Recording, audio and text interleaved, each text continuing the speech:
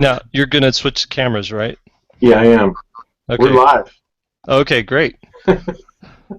So, why don't you do the introduction real quick, and then should we do that? We never know what we're going to do, right? Just go for it. Go with your plan. Don't switch it. Don't switch it now. The plan. Stick with the script. Okay. All right. Look, I want you guys to look at this up. This is William Joyce right here, and I have wanted to do this interview for so long. Well, tell me. I mean, my God. So we're going to jump right into this. Can I call you Bill? Please. Okay. So, Bill, true or false? You ready? True or false? Yeah, you are a children's book writer and illustrator of over 50 books. I think that's true. That's what I read. You write and illustrate children's books. I'm not sure how many I've done, but it's probably at least 50. Maybe more than that. All right, next. You wrote Roly Poly Oly, which was made into a TV cartoon. That is true. That's really awesome, by the way. Thank you. You know, let me think. I was raising. We just had kids, and I was really tired. And this little rhyme came into my head. Roly Poly Oly jumped out of bed, brushed his teeth, recharged his head, and I didn't know what it was. I mean, I was sitting there looking. I was brushing my teeth, looking at the bags under my eyes because I hadn't slept, 2 years. And I went, okay, yeah. So I wonder what this guy is. Well, he rolled out of bed and he recharged his head, so I guess he's a robot. And let's see, I'd been working on Toy Story, so I knew what was coming. And I don't think it had come out yet. Uh-huh. Go ahead. Oh, I was just going to say, I remember at the time thinking, because I think at that time I was just starting to do my first children's book. And I thought, I was in the mindset way back then, and this is kind of, maybe I should actually introduce what we're going to be talking about a little bit later, but the title for this, the working title is Creating Art for Multiple Markets. And you didn't even know that, right? I didn't. There is an agenda. There is a slight agenda. But no, when I saw that, I was like, are you allowed to be a children's book illustrator and create cartoons? I mean, that was just so foreign in my head, and I thought it was so cool. Well, there is legislation, I think, in states that it's a felony. So you're living in the right place, or they're just not enforcing the law there. All right, next. You're a 3-time Emmy winner. Actually, that's not true. I think I've won 4 now. Ah! So, all right. That's awesome. Okay, next, you are from Mars. Well, I mean, in the literal sense, no. Okay, I'm not entirely sure if I'm from this dimension, if that's what you mean.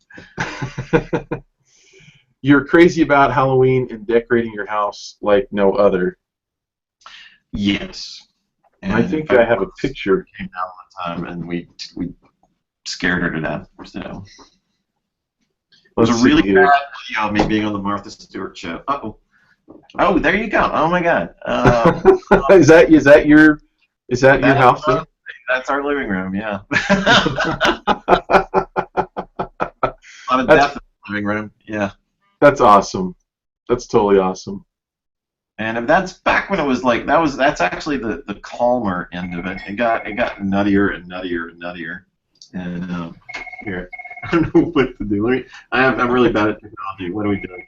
Hi, Sarah. Hi, guys. Sorry, my phone stopped ringing. Yeah. And Sarah, since you're here, Sarah, what is your title? I'm a marketing director, and I do PR, and I do a lot of other really crazy stuff around here, like this. Sounds good. It's so great to see you guys. I feel like we've been corresponding over email for a while, and it's nice to see your faces and hear this discussion. Yeah. No, I was gonna say on the Halloween thing, you would actually repaint the walls, right? You'd go so far as to paint the walls black and decorate them and stuff, right? Oh yeah. In fact, there is one of the parties. I don't know, 8, 9, 10 years ago. Hmm. I liked the stuff that we painted so much that I've kept it year Yeah, I round. remember when I was at your house one time noticing, oh, that's a Halloween decoration in April. Was that in the bathroom or was that in the hallway? It was the hallway. I remember it was like portraits or something. Yeah, it's ghosts, Yeah, there we go. all hanging out, life size.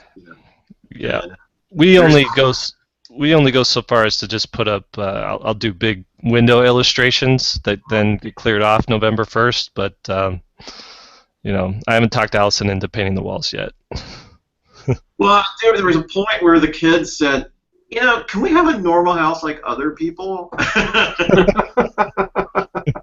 was like, oh, very boring, don't you think? And now, Do you think that creating that kind of decoration, does that help your creativity? Does it help you in your work, or is it just for fun? it's totally revenge. For not. It's like, to me, adulthood is all about getting to do the things you wanted to do when you were a kid, but you didn't have the money for it. So Mhm. now I've got some cash. So we're gonna paint the walls for Halloween.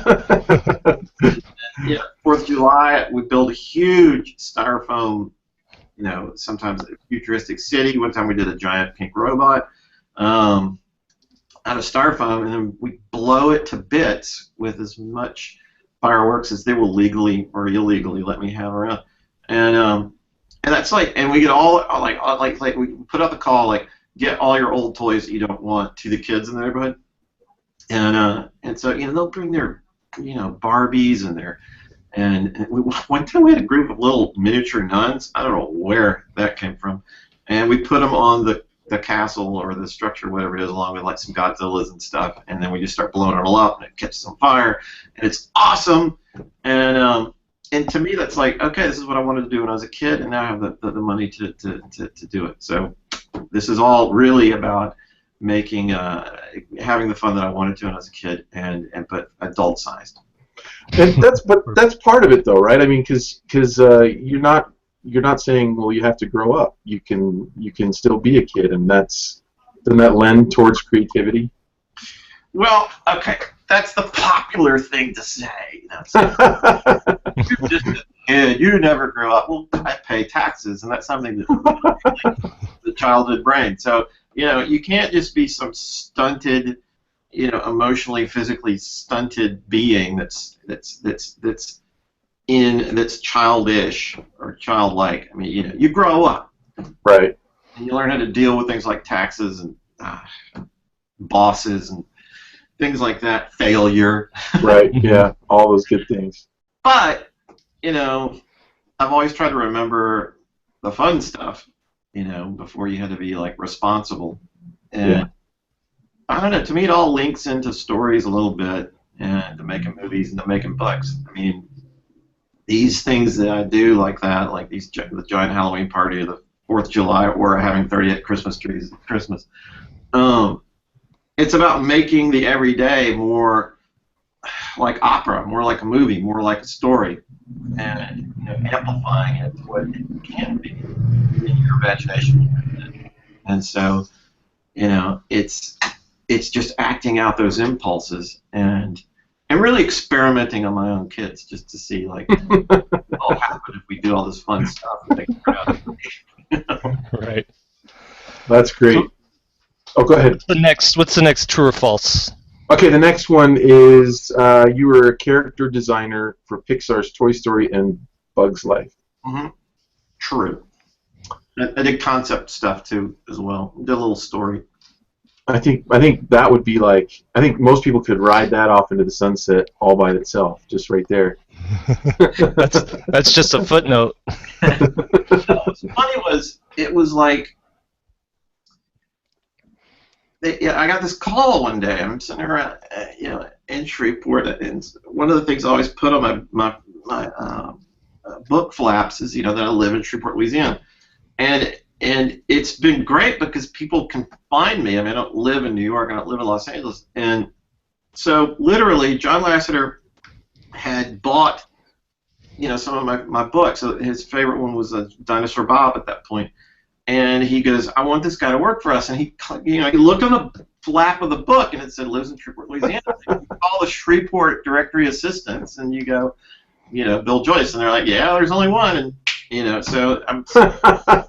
And there's this guy introducing himself, this is John Lasseter, and I'm like, oh, cool, and he goes, we're doing a new kind of animation, and I was like, can you send me your stuff?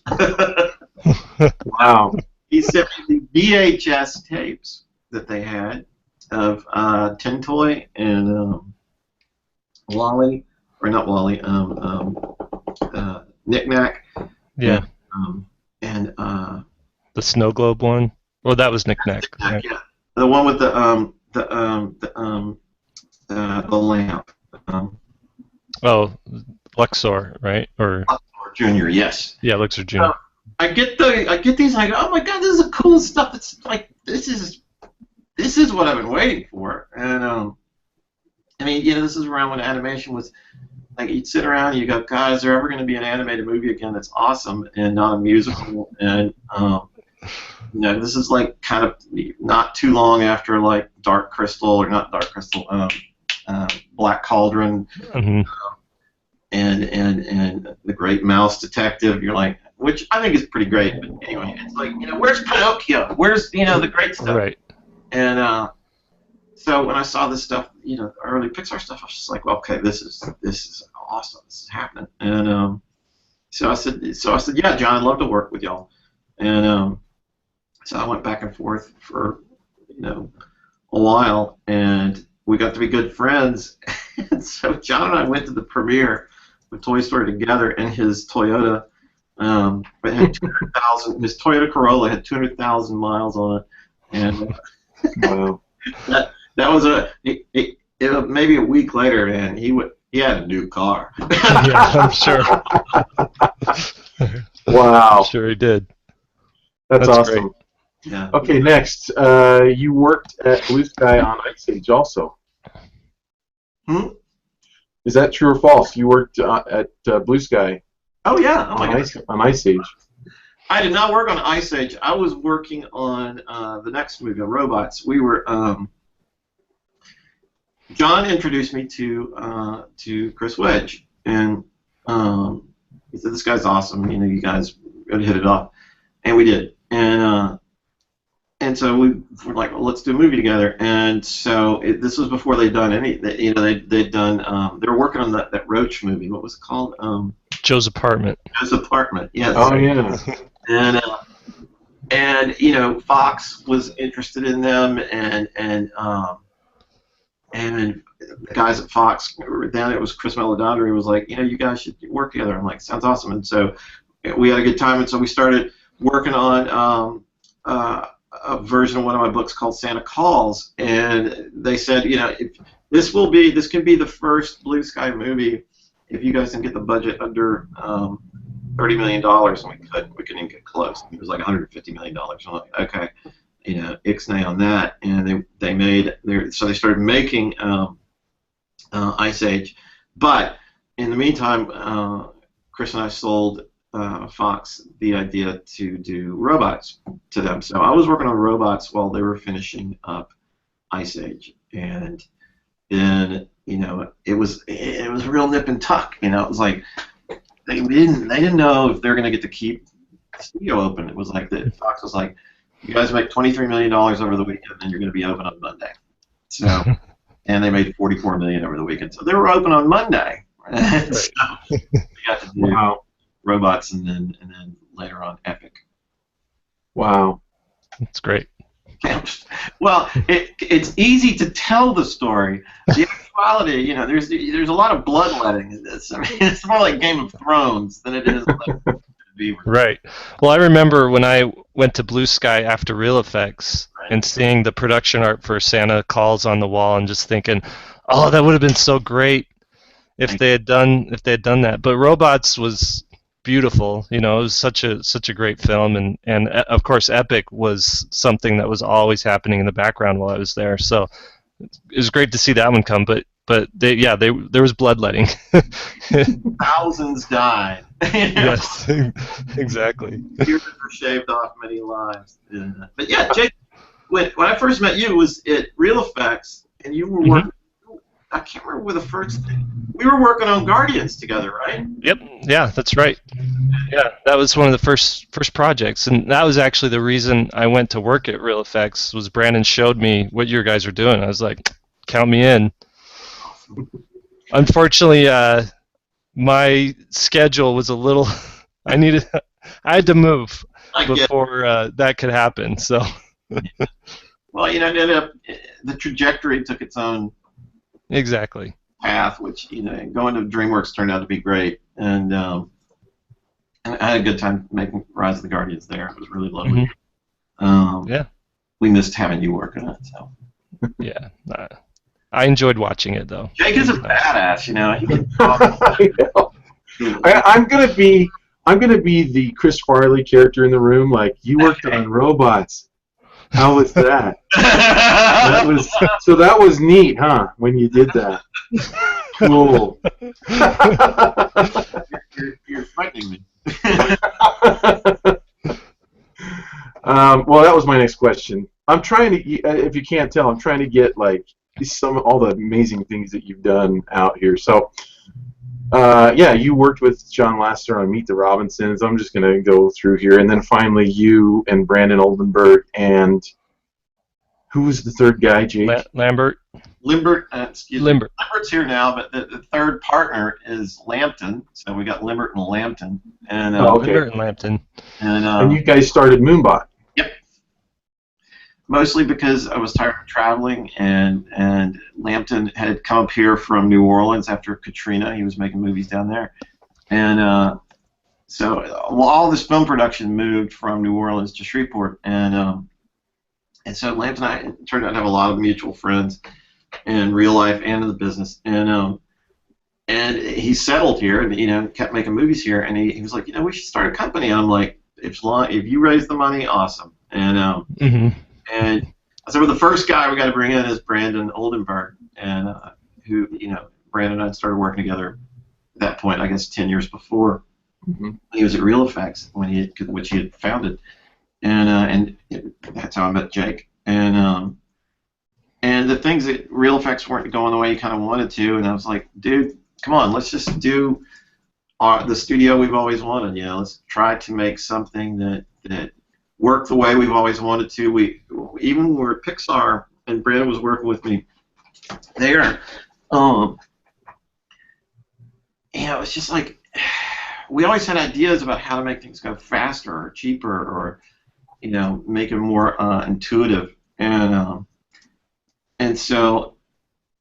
just have freedom, and so rather than trying to start up a huge company, we wanted to just make a small company, and because one of the things our theory had always been was that you can probably make a feature with a lot fewer people than the studio system is set up to do. And that was actually borne out in the Book of Life.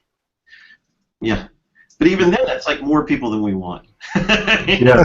I wanted to do even smaller, and but the thing was, we found some investors that just said, okay, we believe in you guys, and we think you know what you're aiming for. You have a good track record. Your instincts seem to be solid, and so just go.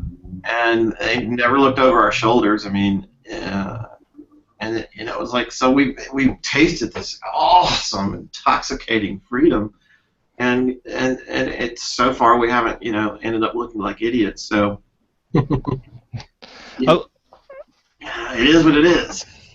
I was going to ask you, and it kind of goes with something you said earlier, but is location relevant today? A lot of people think they have to live in New York to be in the children's publishing world. They have to live in LA to be in Hollywood. You definitely have proven that's not the case, but your average guy, does it matter where they live in order to be in those industries? It matters less and less.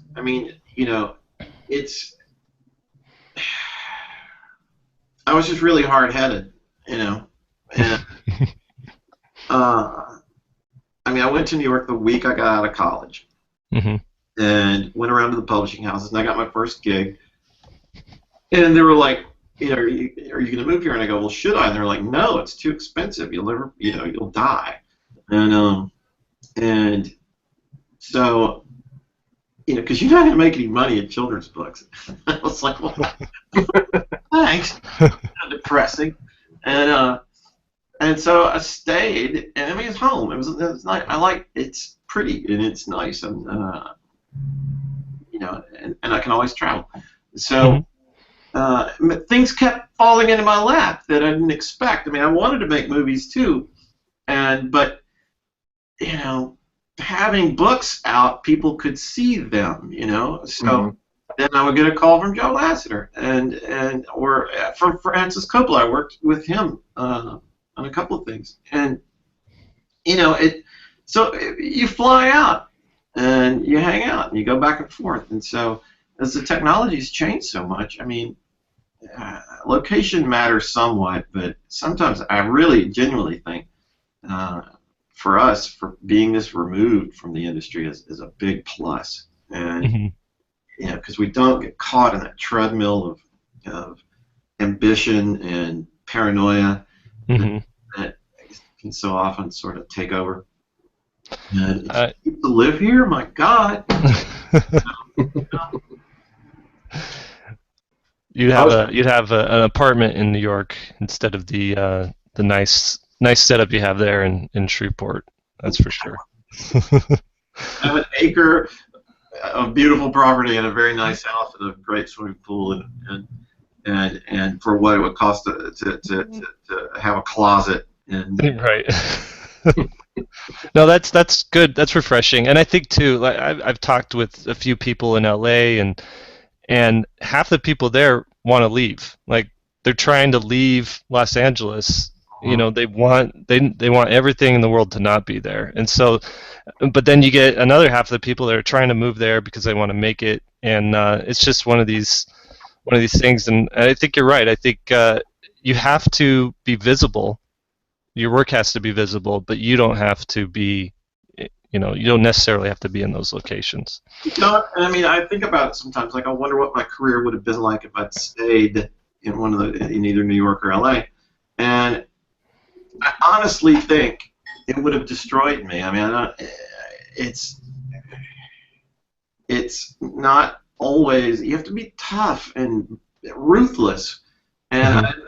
I can be tough, but I don't like being ruthless. And um, it can just kind of poison things a bit. And you know, you worked with Michael Chabon, Jake, Hmm. and he had exactly the same experience. They lived out there, and I lived out there for a little while, and out in Los Angeles, Hmm. about 9 months, and he did the same. And it was like he couldn't get anything creative done. It was like the energy of the place for him was just toxic. And I've always kind of felt like I like to go there to do business, but I don't want to be there all the time. I just don't think it's good. Hmm. I don't think it's healthy. And so I can understand people that want to get out of there. Definitely. And it does. It be, you know, God, I probably would have made a couple of really, really crummy movies and lost my mind. that's, Instead, I made that's a good six point. crummy movies. So I have another question, Will. I don't know if you wanted to pop in another one, but no, no, I have no. Go another ahead. Go question. ahead. Go ahead. So we've talked about your successes. Have you had any big failures or marginal failures, and what was learned from those? Failures. Well, I mean, you know, I don't. None of the features other than Toy Story and Bug's Life have been considered financial success, and and which that But isn't that because the way they do movie accounting? a lot of it, yeah. I mean, You know what I mean? Like every movie has to basically lose money so that they don't have to pay anybody. there's a lot of that, and I know that. Where I think let me go through it. It's like I know that Guardians made its money back, even though they did a huge write-off on it. I know that Epic made its money back. I know that Meet the Robinsons made its money back. But I wish they'd made enough to warrant more, Mm-hmm. especially Mhm. Guardians. I mean, I have so many, a vast sort of mythology for the Guardians for us to mine on that, and I thought it was I'm very proud of that movie, and it just got kind of caught in this perfect storm of what I thought it was really bad marketing and Mm. tough, a tough holiday, season when there was tons of stuff out there that was for families, and so, that stuff, man, it hurts, dude. You work on those for a really long time, and I'll bet. soul into them, and you want universal acclaim and vast wealth, and but I'm proud of them. I think they're good movies, and but it's so failures are the ones like the stuff that didn't ever get made, Mm-hmm. and there's been a fair amount of that. I think everybody goes through that in dealing with Hollywood. So you take stuff on the chin and you just keep going because Yeah. we all have more stories in us to tell than the world. There's so much more. It takes so long to make these things. Yeah. Mm-hmm.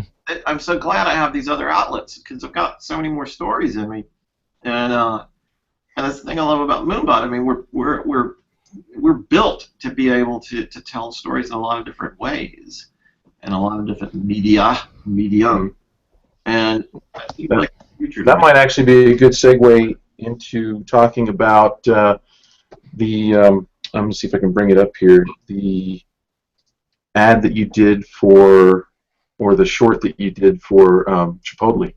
Yeah. Do you want to talk about that for a second? Let me see if I can screen share it here. Can you see that? They contacted us even before the Oscars. Even before Morris Lesmore won the Academy Award, and they'd seen it. I think they even contacted us before the nominations, and it was like, okay. And they were a really interesting client. They were like kind of in a weird way our first client, and they said, here's our budget. It was a great budget, and here's what we're trying to do. We want to make a commercial that is not a commercial. Mm-hmm. And we're like, well, that's awesome. And so, we had a really, really nice sort of give and take with them. I mean, it was, they knew what they didn't want. Now, they weren't always sure what they wanted, but that's okay. None of us did. They were trying something new. Mm-hmm. So notes from them were always really smart. Like, it wasn't like sometimes when you're involved in motion pictures where you're getting notes from so many different people, and one guy contradicts the other guy. I mean, it's all over the map, and you have to kind of take that all in and try to, maintain your vision and your sanity, and not get fired. But with these guys, it was like, wow, these notes are awesome, and so they just kept, making it better. Also, it kept getting longer and more complicated, and they kept going, hey, here's more money, and so it fed into our whole like ethos, if you will. I mean, it's kind of stuff.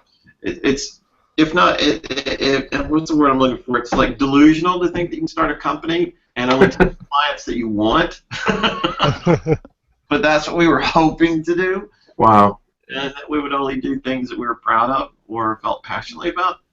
So, we liked the ethics that Chipotle had. I mean, we liked the sustainable farming and from farm to table and everything that they were trying to do and everything they stood for. So, it was an awesome experience. And then they wanted to do a game, and we were starting to do our game division, and so it all started coming together in a really, really nice way, and it spoiled us. I mean, it's not every gig's going to be that much fun. Yeah. I just downloaded the game and was playing it, and it's amazing. It's like you guys are living what would be a dream, I think, for most artists to have the freedom. I guess you have a lot of freedom, but I mean, We do, actually. We yeah, do. I mean, it just seems like you're doing the perfect things and the numberlies, and I mean, like, we could go on with all the things that you guys are into. And I got the chance. Jake and I were just out at CTN, and we got to listen to Brandon talk on the panel discussion just about how you guys gel there at Moonbot and how much fun it is. And he said that he's getting away with murder, by the way. No, I'm just kidding. Yeah, we are every day. First read it so long ago. I was going to say too, one of the best things about you doing Moonbot is it almost coincided with like a return to you doing children's books, because there seemed to be a span there where you didn't touch anything. I mean, there were ideas, there was this and that, but now we're actually getting a book every year, it seems like, or two books. I don't know, the output's been wonderful. Okay. Well, I have here, I got this one, Awesome. Morris Lessmore. This is a beautiful book. Hold it steady. Hold it steady in front of the camera. Sorry. So we can sell Jake. Yes. This one is gorgeous. I mean, I love it. Let's talk about Morris Lessmore for a second, because that one, I mean, that was first an iPad app, right? No. Oh, it was first a book. Yes. It's so funny. Like, I love this thing. It's like, we started the company, and I had all these stories I've been working on, as Jake alluded to, but I was really mad at publishing at that point. It just seemed like it had lost its mind, and it was throwing away. All the publishing houses had been bought by multinational corporations, and so they weren't really run by people who love publishing for the sake of publishing. Right. And so everything that's made publishing awesome and made it survive and made it vital was eroding. The idea of taking an author and under your wing and sort of giving them an apprenticeship until they can start to really succeed, and believing in an author, and in children's books this is in particularly important. I didn't even know how many pages a picture book was supposed to have when I started doing this stuff. I didn't know, why they broke them down into these, pages, folio pages of folded and gathered, and all this stuff. I mean, I just like signatures. I didn't know any of that.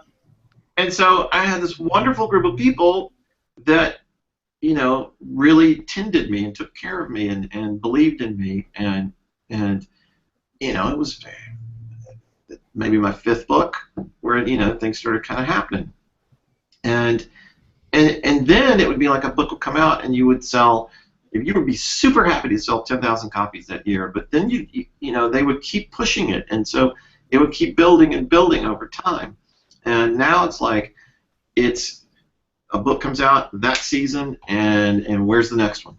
And it's exhausting if you want to just sort of marinate over things. And so I just pulled away from publishing, and I wanted to return to it on different terms. That's interesting. That's what the company was able to do. That's what forming Moonbot was one of the things that I approach publishing in a different way now. And I approach the publishers in a different way, and where I have a little more of a stake in it, and we do a lot of the marketing and things like that, and we don't just hand it over, go here, publish my book, and they like that. They think this is, they think the partnership was fun. It's been working really well, but it's not the way it was. It's my terms, not their terms. But it's terms that everybody agrees to and likes and thinks are smart. It's not like, damn it, I know better than you guys. It's more like, hey, let's work together, and I'm not just going to write stuff and illustrate stuff and hand it over to you. I actually want to work on every aspect of this, and so we have this remarkable team here that works with Simon Schuster, and that's the thing, man. I mean, that's what it's like. There's so many ways to tell a story now if you're an artist, and we're just trying to tap into all the different ways, and we're agnostic about whether it's a book or whatever. You asked, here's for example, Morris Lessmore. It was an app first. No, it just came out as an app first. Oh, okay. I'd written the book like, I don't know, 8, 9 years earlier, and had started illustrating it, and then we said, okay, we're going to start our company. What's the first thing we're going to do? And I said, let's do a short film based on this story that I haven't finished yet. And everybody went, yeah, that looks awesome. And so, we finished while we were working on the short. The iPad was announced, and we're like, and they said they're going to have these things called applications. So we're like, all right, we're going to do one of those. That looks cool. And so while we were making the short, while I was working on the book, we started making this new thing called an app. And we learned what the limits were and what the technology was like, and we had the assets from the short and the structure from the book to fall back on to make this, this app that seemed to really ring everybody's chimes. And so it was really just about timing and rolling the dice and getting lucky. Yeah. And what's amazing to me is in the short amount of time that you guys have been there, your portfolio, like I just went on the website yesterday, it's so rounded and it's beefy already, I remember a few years ago it was just Lessmore and like this is us, this is what we do, and now there's all this, the Fireflies app, everything you've got on there is great. And I know a bunch of the artists that work there, and you guys are just snatching up like awesome talent. So thank you. Good job. You're doing everything. Right. It's become such a team now. I mean, we have a culture, and we have this great group, and it stems from just the sort of philosophy that Brandon and I had about what we wanted the studio to be and the way we wanted to treat people, and the kind of people we wanted to work with. And we're a little more like a family than a business. Mm-hmm. But then again, I think we all know that having families can be difficult too. But right. I appreciate that you. It makes me really happy that you see what we're managing, because it's really just getting people that we like, whose work we like, and then trying to give them all the opportunities they can to shine. Mm-hmm. And you can't ask for anything more as an artist. I have one more question, if I can. I was just gonna add one more thing to that last little bit, and I'll say, anytime I'm looking at portfolios of students or someone who's trying to break in, and all they could talk about is Pixar or DreamWorks, I'm like, hold up, you should go check out Moonbot. That's probably where you want to. That's the place you're gonna want to be. You can DreamWorks and Pixar, whatever. That's going on there, but you should check out Moonbot. And so I don't know. Jake, I appreciate that. That's really I'm an evangelist for you guys. Bless your heart. And because most of our staff's like, man, we're their first job, Mm-hmm. And we started. It was like, we want people that don't know what they can't do yet. Yeah. We want them to just okay. That's good. So thank you very much for that. Yeah. What were you going to say, Will? I was going to say, just to kind of wrap this whole thing up, I want to get some of your advice, but I wanted to say that, Jake and I, what got us together, is one thing is I saw his coattails going by, and so I grabbed onto him, but we both love to teach, and so we started the SVS Learn. And so one of the reasons why we're doing this podcast is we want our students to be able to learn from amazing artists such as yourself. And so with that, the question that I have for you is, do you think that artists should look at themselves? Because this is what I see with a lot of my students is they'll say, well, I'm gonna be an animator, or I'm gonna be a children's book illustrator, or I'm gonna be a writer, or and they put themselves in that box. And so as I look at your career, you're definitely not in any one box. Do you think that that's a healthy way to think of yourself? Or should you just start with one and develop that? What would you say if you were advising students? Well, it's up to each person. So there's not like a set rule, right? But what there is now is opportunity, and to express yourself in a number of different ways and to contribute to story making or storytelling or gaming or whatever in a variety of ways. So it's like knowing that you want to do a specific thing is awesome. There's clarity is good, but my advice is to get them to think broadly if they want. Some people just want to do one thing. Some people just want to be riggers. Some people just want to be a designer. Some people just want to write. And for some of those people, that's perfect. Don't do anything else. But the way things are going now in places like Moonbot and what I think the future for artists and the present is for artists is that you can dabble in all these different things, and that's what we like is people that want to do that, think of story, that think of the technical end of it, that can actually render something beautifully to begin with, can sit down and draw, but actually know how to tell a story as well. And so that we're so artist centric, I think, is one reason why our work is distinct, is that almost everybody here can draw and draw really well, but sometimes you use those skills. I draw less and less, but it doesn't bother me. I'm having a great time. So I think that the advice is just learn your craft and be really up for what different directions it can take you in, because it's not just going to be one direction if you want to be more than that. That's awesome. That's good. What would be I'm going to sneak in another question here. What would be the one thing if you're looking to hire someone? Can you describe the kind of person that you're looking for? It's almost always the interview that makes the decision for us. It doesn't matter how beautifully somebody can draw.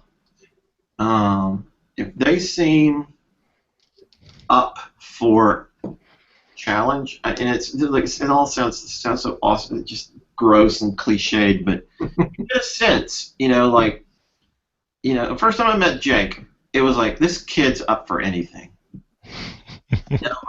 We could throw him in the deep end of the pool, and he's gonna get back on the diving board as quick as he can.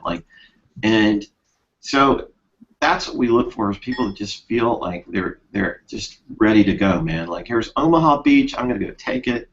And even if sometimes we'll choose someone who's not as accomplished, but there's something about them that made us go, they'll learn. We can teach them, And That's good. Just be. But you know what? The thing is, in interviews, you can't change somebody like that. You can't go in and go, okay, now act like you're up for anything. You can't really be up for anything, Yeah. So it's just, be. You got to be yourself, and then hopefully you mesh up, right? Yes, and you will find a place. Maybe, probably. I shouldn't be that optimistic.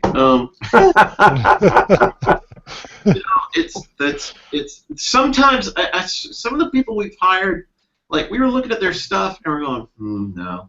But then we talked to them, and then they pulled out a sketchbook, and it's like, oh man, your sketchbook is awesome. It's got all this life in it that the portfolio didn't. And then you just talk to them for a second, and then you go okay, that's it.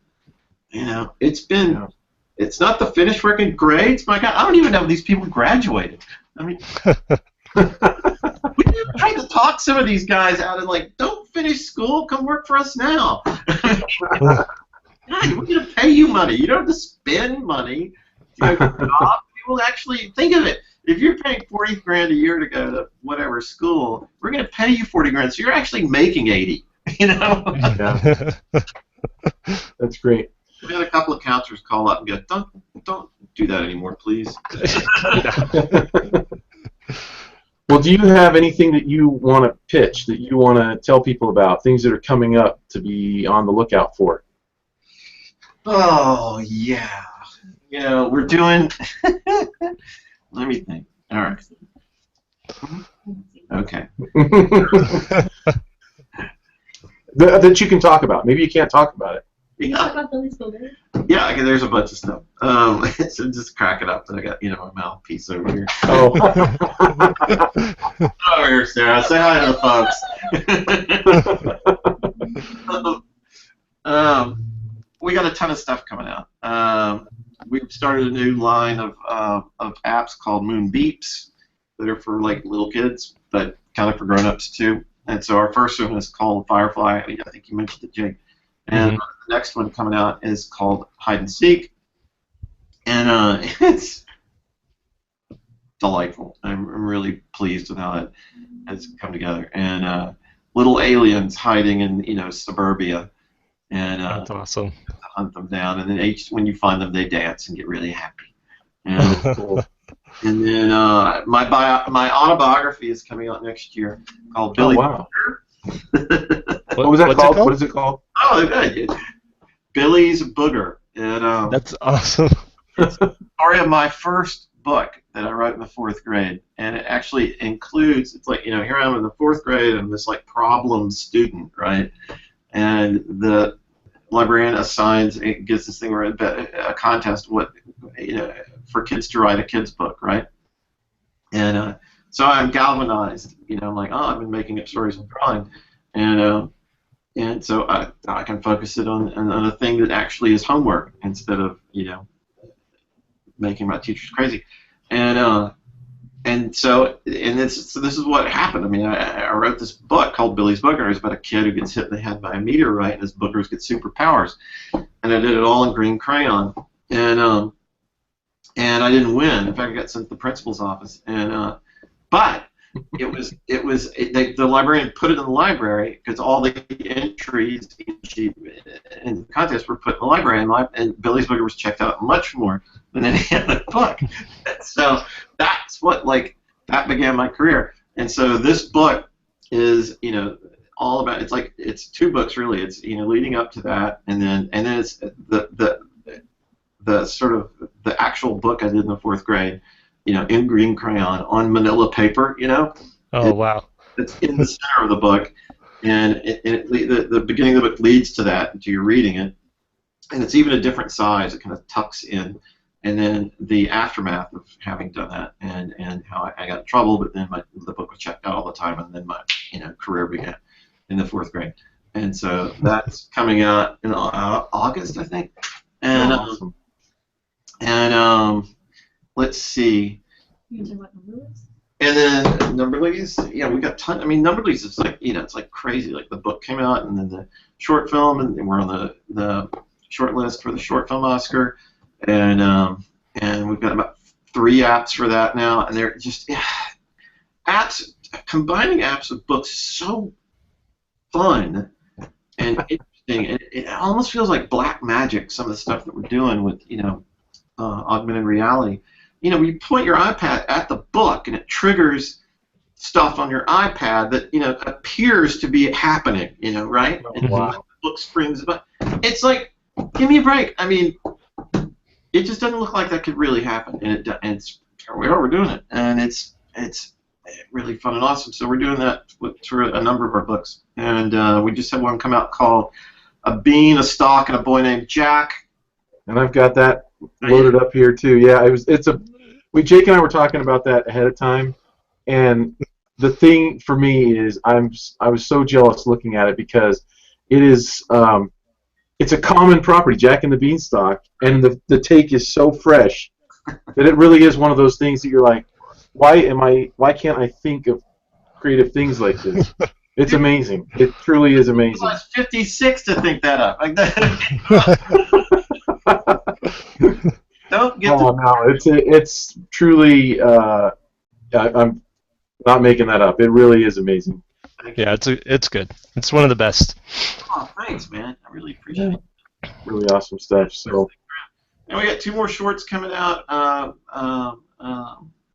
Edgar Allan Poe, based on Edgar Allan Poe stories, The Cask of Amontillado and The Raven. And that was really fun to get to do something scary and mature. Oh, And wow. yeah, it was good stuff. Cool. So, One last compliment for you please. is I really like the fact that you did separate artwork for Morris Lesmore than is in the app. Yeah. I mean, and you talked about incorporating, the corporations kind of, trying to squeeze every last buck out of a property, or, trying to overthink things. And I think that's what most people would do is, they reuse the art. But can you talk real quick why you didn't?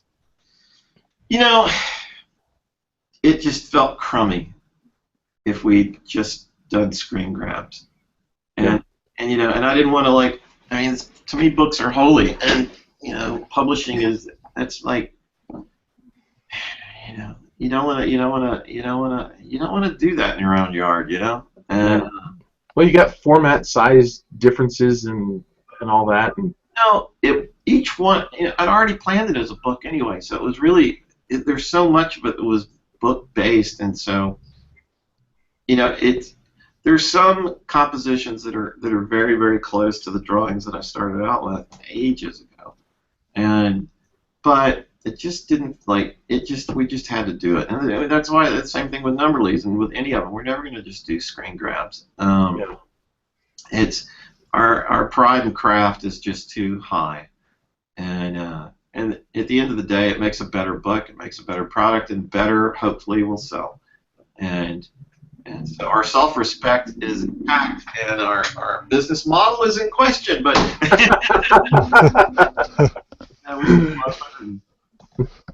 there you go. Well, thanks so much. Jake, did you have anything else? No, just thank you. Thank you. Good talking to you again. Talk to you guys, man. Give me a break. Didn't you tell me that he owes? Didn't you say he owes you some money still? From a lunch or something? Is that true? Yes, Jake took really bad smack, and I'd like to get my money back on that. Great. All right. Thank you very much.